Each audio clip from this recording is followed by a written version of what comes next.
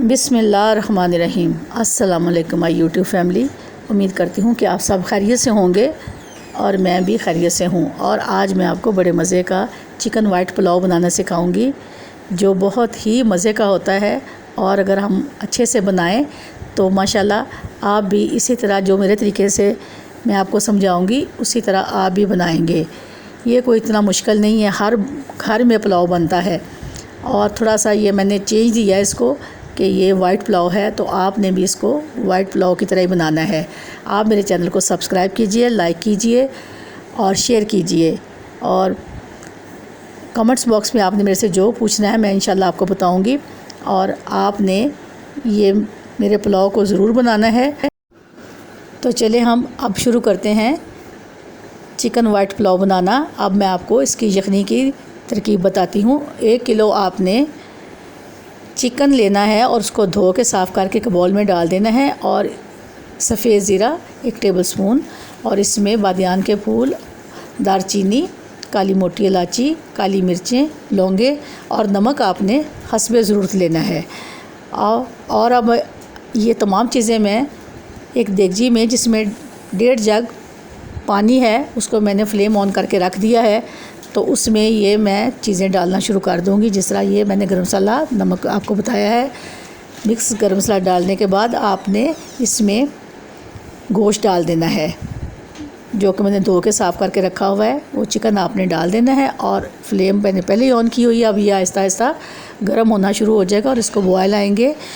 आपने यखनी को 10-15 मिनट के लिए पकाना है, क्योंकि ये चिकन नरम होता है, इसलिए ये जल्दी से पक जाता है। तो आपने भी इसी तरह इसको यखनी में डाल के पकाना है। अब ये देखें हमारी यखनी बहुत अच्छे से तैयार हो रही है और माशाल्लाह से बहुत अच्छी खुशबू आ रही है किचन में। और इसके लिए मैंने 1 किलो बासमती चावल लिया है, उसको साफ़ करके धो के मैंने रख देना है। अब मैं इसमें पानी डाल दूँगी और उसके बाद इसको धो के साफ़ करके एक तरफ रख दूँगी, जो कि मैंने पुलाव में डालना है। अब मैं आपको बताऊंगी कि मुझे एक देगची चाहिए जो कि साफ़ हो। उसमें मैंने 1 कप ऑयल का डालना है। ये देखें चावल तो मैंने भिगो के रख दिए हैं। अब मुझे एक देगची चाहिए जिसमें मैंने 1 कप ऑयल डालना है और फ्लेम ऑन कर देनी है ताकि ऑयल गर्म हो जाए।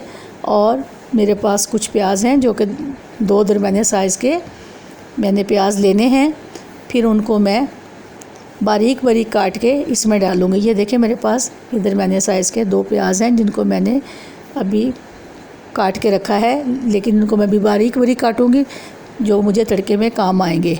और इसके साथ मेरे पास सब्ज़ मिर्चें हैं 5-6, उनको मैं बारीक बारीक काट लूँगी और वो भी मैंने इसमें डालनी है।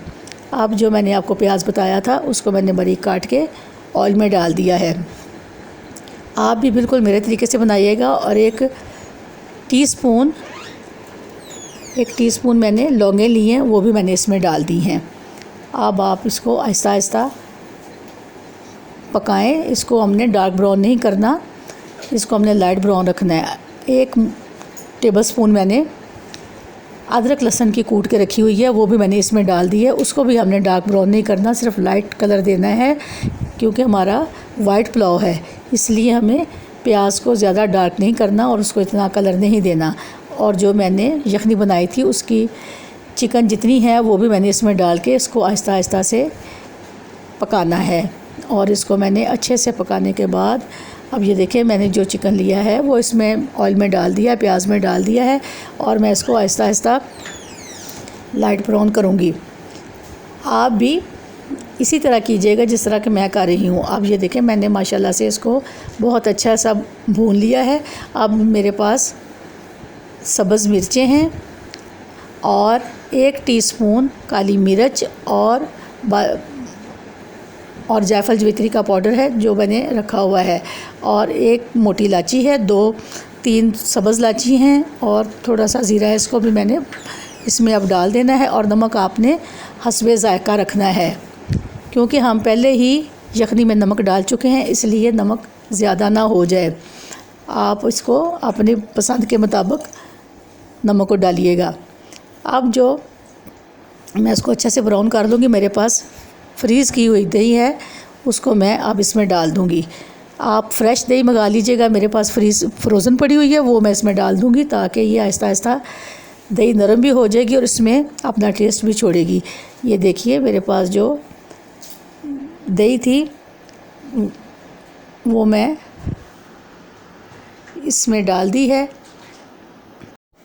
दही तकरीबन 1 कप है जो मैं इसमें डाल रही हूँ। मेरे पास फ्रोज़न है, आपने फ़्रेश दही मंगवा लेना है। तो अगर आपके पास फ्रोज़न है तो आप वो भी डाल सकती हैं। अब इसको आपने अच्छी से बुनाई करनी है इसकी, ताकि जो दही फ्रोज़न है इसमें नरम हो जाए और अपना जायका इसमें छोड़ दे। अब मैं इसको आहिस्ता आहिस्ता दही को मसाले में पकाऊंगी ताकि ये नरम हो जाए और थोड़ी देर के लिए मैं इसको दम में लगा दूंगी ताकि दही अच्छे से पक जाए। अब देखिए माशाल्लाह से ये तमाम मसाला बहुत ज़बरदस्त सेट हो गया है और बिल्कुल जो कलर मैं चाहती थी वही हो गया है। अब इसमें जो मैंने यखनी बना के अलग रखी थी, मेरे पास एक जग यखनी का है जो कि मैं इसमें डाल रही हूँ।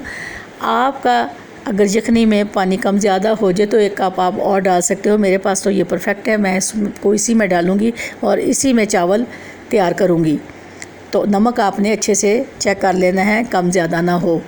अब मैं इसको बॉयल दूँगी और बॉयल देने के बाद इसमें मैंने वो जो चावल धो के भिगो के रखे हैं वो डाल देने हैं और फिर मैं उसको इसी पानी में पकाऊँगी जो यखनी का पानी है।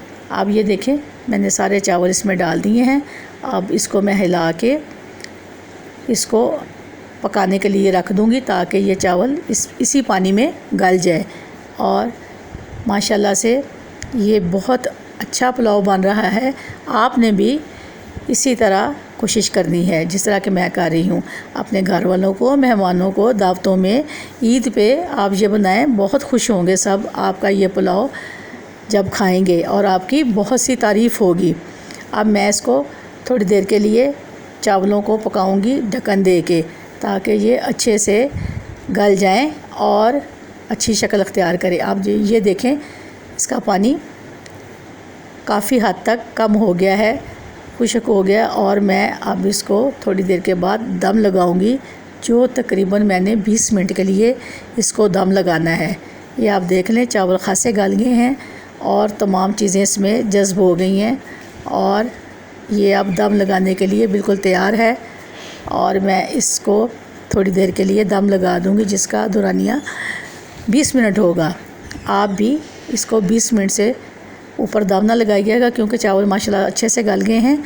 और अब आप इसको चेक कर सकते हो कि ये दम लगाने के करीब हो चुका है और आप इसको अब दम लगा दें जो तकरीबन 20 मिनट तक इसको दम लगना चाहिए।